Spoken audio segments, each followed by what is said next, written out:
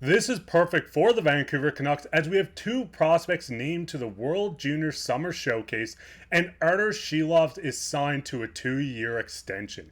We're going to get into these prospects and how the Silovs contract impacts the Canucks going ahead in the future. But before we get into all this, I do want to give a shout out to the 3,820 of you guys. I know you're sick of me saying it, but we are trying to get to 4,000. So if you haven't subscribed yet, make sure to go down and hit that subscribe button. We'll be all off season in the next season, giving you updates from all around the Canucks, and you're never going to want to miss another episode. But with that, let's hop straight into the first topic today, which is prospects invited to World Junior Summer Showcase.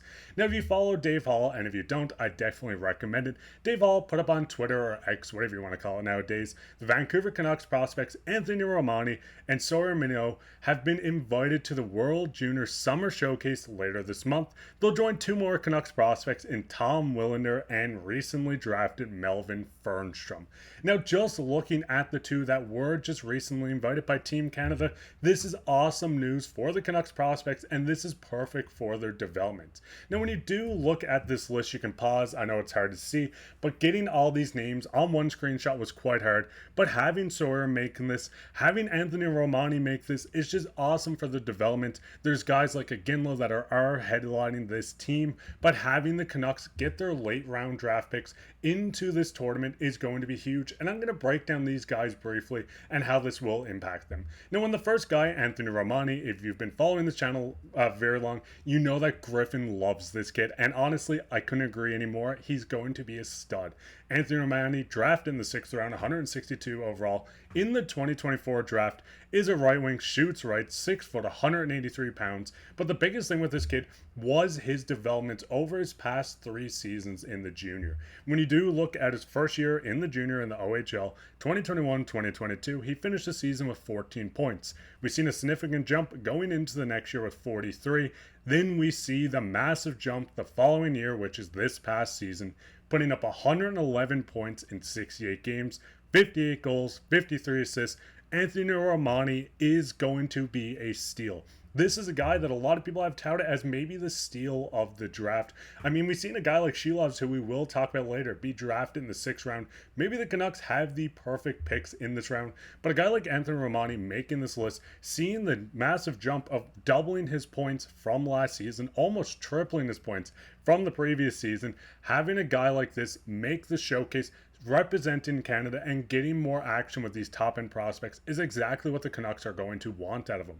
This is a guy that can score you goals. He can set up people on passes. He showed out in the OHL this season, and obviously the Canucks seen a lot in him. We've seen him go into the prospect tournament for the Canucks looking outstanding. This guy is going to be a future Canuck. He might be bottom 6. He might be middle 6. He could go down as the greatest Canuck, and yes, I know the comments are already going to say, Mark, calm down. This is a young prospect drafted in the 6th round. Yes, I understand that, but this guy is worth being hyped over. A guy that can put up points for you, score goals, set up assists. He's going to be able to help run the offense in Abbotsford when he does make it there, and hopefully he helps run the offense when he does make it to the Canucks. But then that does get into the second guy in Sawyer Mineo.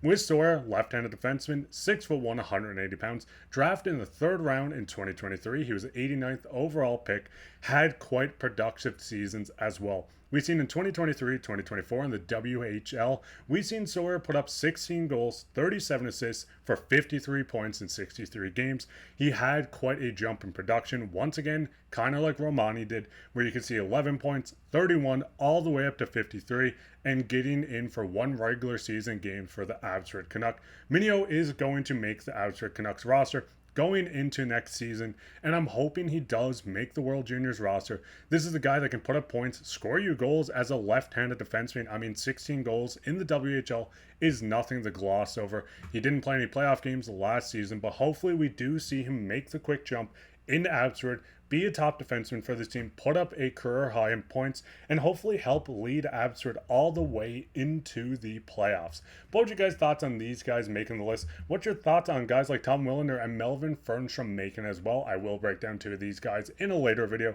but I just wanted to show Sawyer and Anthony Romani's development and how this is perfect for the Canucks. Let me know down in the comments, but we'll get straight into the second topic, which everyone's excited for, which is Silovs signed an extension. So we do see Frank Chiavelli come out and say Arturs Silovs 2-year extension at $850K per season. Now, just off the bat, this is a outstanding deal. This was a guy that came in, brought the Canucks in the second round to a Game 7. This is a guy that came in, looked perfect. He didn't look out of place at all. The Canucks locked up their perfect backup and potential starter in the future for under $900,000 per season.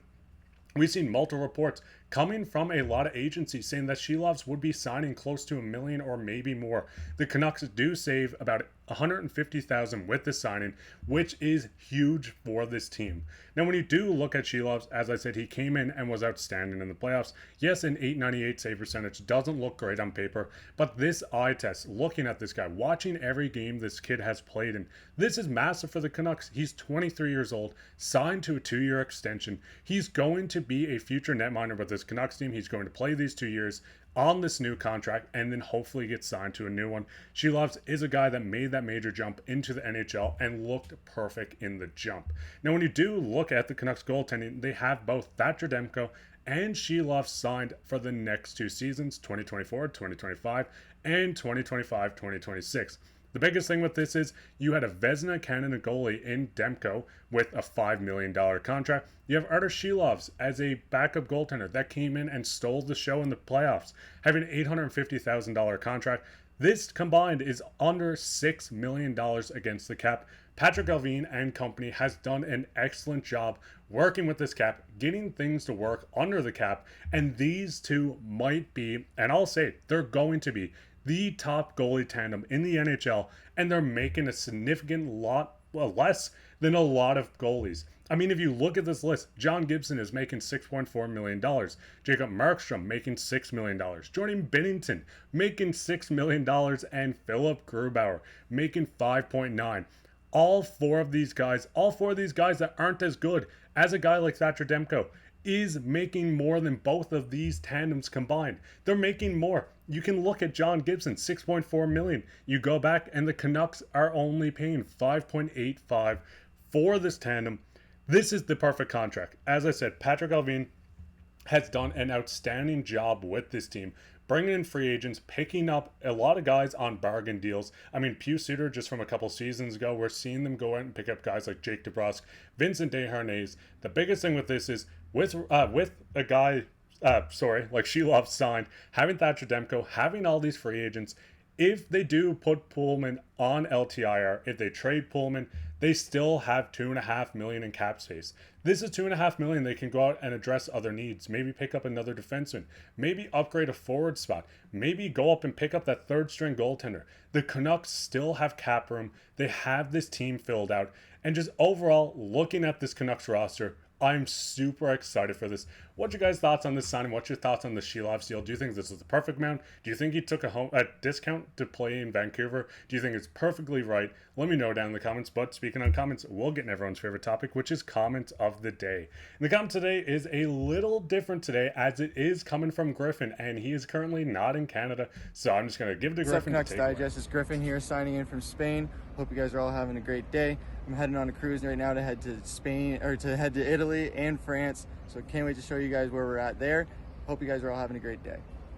I just want to give a huge shout out to Griffin. Obviously, he's on vacation right now, but he's still thinking about you guys. If you guys want to just take a guess on where Griffin's going next, you can say it down in the comments. You could be featured on the next episode of Comment Today, kind of like Griffin did today, as he's in Europe right now. But let me know down in the comments what your guys' thoughts on this signing. What's your thoughts on the prospects making the showcase team? While you're down there, leave a like, subscribe, share this with your friends. I've been your host, Mark Pye, and catch you on the next one.